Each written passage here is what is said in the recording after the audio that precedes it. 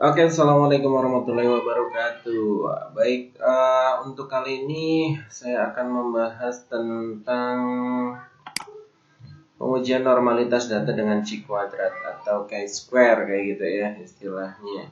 Baik, kita lihat aja untuk materinya.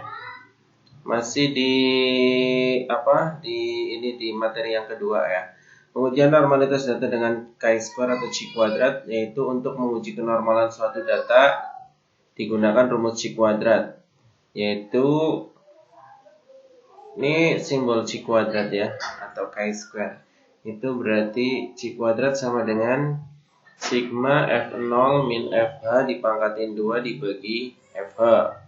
Setelah harga C-kuadrat dihitung, maka harga tersebut dibandingkan dengan tabel harga C-kuadrat dengan alfa 5% dan dekanya sama dengan K-1. Nah, untuk tabel C-kuadratnya sendiri sudah ada di blog kayak gitu ya, tinggal di-download juga kayak gitu. Jika C-kuadrat hitung lebih kecil dari C-kuadrat tabel, maka dapat disimpulkan bahwa sebaran data berasal dari populasi yang berdistribusi normal kayak gitu. Oke, langsung aja lanjut ke contohnya yang ini ya. Nah, yang ini. Nah, yang ini. Daftar nilai akhir kelas eksperimen dan kelas kontrol.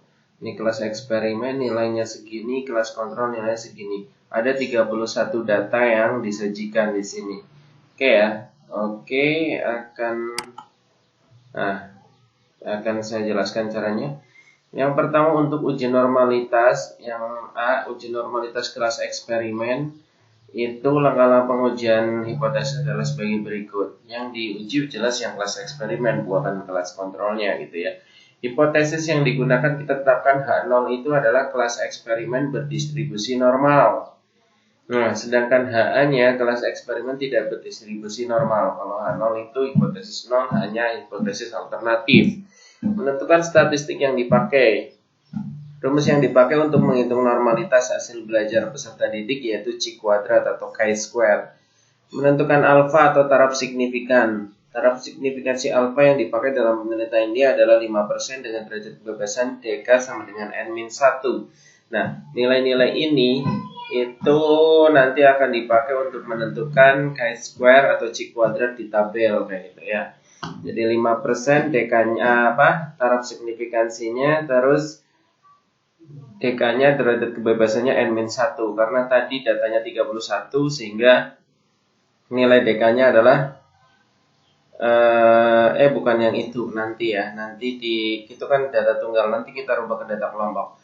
Oke, yang selanjutnya menentukan kriteria pengujian hipotesis. H0 diterima bila C-kuadrat hitung lebih kecil dari C-kuadrat tabel. Sedangkan HA itu yang diterima bila C-kuadrat hitung lebih besar sama dengan C-kuadrat di tabel kayak gitu ya. Ini nanti patokan untuk menyimpulkan hasilnya apakah tadi berdistribusi normal atau tidak. Rumus yang digunakan C-kuadrat sama dengan sigma I sama dengan 1 sampai K dari F0 min FH kuadrat dibagi FH kayak gitu. Untuk keterangannya yang ini simbol C-kuadrat, harga C-kuadrat. F0 adalah frekuensi hasil pengamatan, F-nya adalah frekuensi yang diharapkan, dan banyaknya kelas interval. Untuk memperoleh nilai dari C-kuadrat ini digunakan langkah-langkah sebagai berikut. Menentukan jumlah kelas interval. Untuk pengujian normalitas C-kuadrat ini jumlah intervalnya ditetapkan sama dengan 6. Jumlah kelasnya maksudnya ya. Jumlah kelasnya itu ditetapkan 6. Ini berdasarkan dari tabel distribusi grafik distribusi normal di materi di atas. Nah, ini sebelumnya. Nah, ini untuk kurva normal sendiri ini dibagi ke dalam 6 bagian, 3 positif, 3 negatif. Nanti juga nilai ini kita ambil untuk menentukan nilai F kayak gitu ya. Ini luasannya kayak gitu. Nih, distribusi normal berarti merata. Ada yang kecil, ada yang tinggi, ada yang turun. Nah, kecil lagi kayak gitu. Itu merata intinya. Itu distribusinya normal. Oke, lanjut. Nah, di sini. Untuk menentukan panjang kelas interval itu tetapkan data terbesar dikurangi data terkecil dibagi 6. 6-nya dari sini ya. Nah, sehingga diperoleh nilai 7,83 dibulatkan menjadi 8 gitu. Oke, untuk selanjutnya menyusun nilai ke dalam tabel distribusi frekuensi kalau stabil penolong untuk menghitung harga C kuadrat hitung. Perhitungan uji normalitas data akhir kelas eksperimen. Nah, ini tadi bahwa kita mengambil untuk perhitungan uji normalitas ini itu banyak kelasnya adalah 6. 1 2 3 4 5 6. Ini banyak kelasnya 6 ya. Di sini juga 6. 1 2 3 4 5 6. Terus panjang intervalnya tadi berdasarkan perhitungan 7,83 tadi bulatkan menjadi 8. Nah, bulatkan menjadi 8. Sehingga 53 sampai 60 kan 8 ya. Ingat rumusnya. Belakang kurangi depan tambah 1. 60 kurang 53 kan 7. Ditambah 1 jadi 8 panjangnya. Oke, untuk FO ini frekuensi awal. Frekuensinya setelah diturus dari data yang tadi 31 jumlahnya, maka 53 sampai 60 ada 1 orang, 61 sampai 683, 69 76 12, 77 sampai 847, sampai yang terakhir 93 sampai 100 3 orang, sehingga totalnya ada 31. Nah, untuk menghitung nilai FH, maka gunakan rumus ini yang bawah. Menghitung FH atau frekuensi yang diharapkan. Cara menghitung FH berdasarkan pada presentasi luas tiap bidang kurva normal dikalikan jumlah data observasi. Jumlah individu dalam sampel. Dalam penelitian ini jumlah individu dalam sampel kan 31 tadi ya. Jadi baris pertama yang ini, yang atas FH-nya, ini berarti 2,7% kali 31. Sebenarnya nilai di grafik tadi 2,27 ya yang benar ya. Tapi ini yang kita pakai perhitungan ini aja nggak masalah. Jadi 2,7% dikalikan 31 dari sini. Pokoknya ini ketetapan ya. Kalau misalkan kamu nanti menemukan dengan soal yang berbeda, maka hasilnya juga sama. Ininya ketetapannya kita kalikan, presentasinya tetap ini dikalikan N-nya berapa gitu, jumlah frekuensinya gitu lah.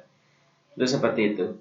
Nilai ini diperoleh 0,83 kalau dibulatkan menjadi 1. Kan ini dekat ke 1.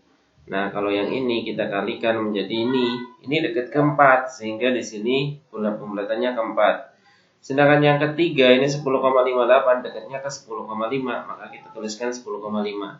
Ini sama pasti dengan yang tadi gitu ya. Nah, gitu. Maka diperoleh nilainya 1, 4, 10 setengah, 10 setengah, 41. Kalau di total 31 juga sama datanya. Setelah itu kita kurangkan antara FO dikurangi FH. Berarti kurangin aja. 1 kurangi 1, 0. 3 kurang 4 min 1 dan seterusnya. Sampai terakhir 3 kurangi 1, 2. Setelah itu nilai ini dikuadratkan. Ketemu di sini nih. FO min FH dikuadratin. 0, 1, positif semua dong. Kalau negatif dikuadratkan juga ketemunya tetap positif. Betul. Setelah itu nilai ini dibagi FH. Berarti dibagi ini. Yang ini dibagi ini. Ketemu di sini. 0 bagi 1, 0. Dan seterusnya sampai 4 dibagi 1, 4. Kalau kita jumlahkan maka ketemunya 5,881. Nah, yang ini nilai yang ini 5,881 ini yang dinamakan sebagai C kuadrat hitung karena hasil perhitungan. Tinggal dicari C kuadrat tabel. Memasukkan harga-harga FA dalam tabel kolom FA sekaligus menghitung. Ini barusan sudah. Ini untuk merupakan C kuadrat hitung. Membandingkan harga C kuadrat hitung dengan harga C kuadrat tabel. Bila harga C kuadrat hitung lebih kecil dari C kuadrat tabel, maka distribusi data dikatakan normal. Jadi kalau hitungnya lebih kecil daripada tabel, maka dikatakan distribusinya normal. A0-nya yang diterima tadi. Nah, sekarang diperoleh dari hasil perhitungan itu C kuadratnya 5,881. Selanjutnya harga ini dibandingkan dengan harga C kuadrat tabel dengan DK-nya. Kan tadi 6 ya, ada 6 kelas dikurangi 1. Rumus DK kan N-1.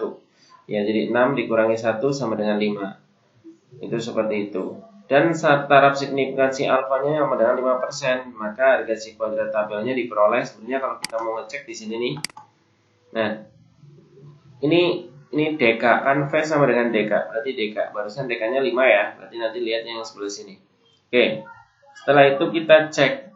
Kalau tadi kita pakai alfanya 5%, di sini kan alfanya 5%. Nah, ini alfa, taraf signifikansi. Alfanya 5%, 5% itu 0,05. maka yang di tabel bukan 0,05 tapi justru yang di sini adalah derajat kebebasannya atau taraf signifikansi lawannya itu apa namanya ya. Nah, itu rumusnya adalah 1 dikurangi alfa gitu. Oh, sorry nggak ingat. Ya, 1 dikurangi alfa jadi 1 dikurangi 0,05 atau 100% dikurangi 5% jadi 95%. Maka yang diambil yang ini tabelnya.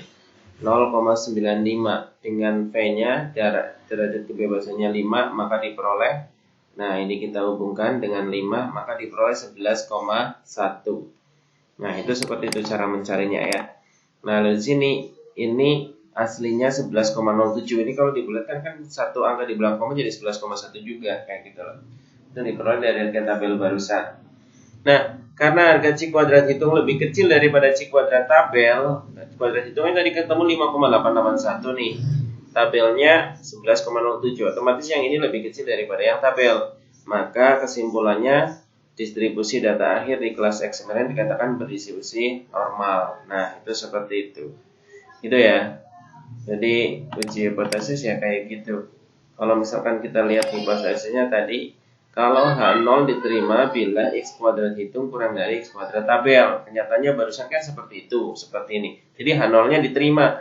Sedangkan H0 pernyataannya apa? Kita lihat di hipotesis. H0 itu menyatakan kelas eksperimen berdistribusi normal. Jadi inilah kesimpulannya. Jadi tadi data yang 31 siswa itu atau mahasiswa ini, data nilai akhir kelas eksperimen dan kelas kontrol ini berdistribusi normal. Jadi grafiknya kayak gini, rata kayak gitu ya. Oke, itu mungkin penjelasan materi kali ini. Selamat belajar. Kalau misalkan ada yang belum jelas silakan bisa ditanyakan di kolom komentar. Terima kasih, sampai ketemu lagi di pembahasan berikutnya. Assalamualaikum warahmatullahi wabarakatuh. See you, bye bye.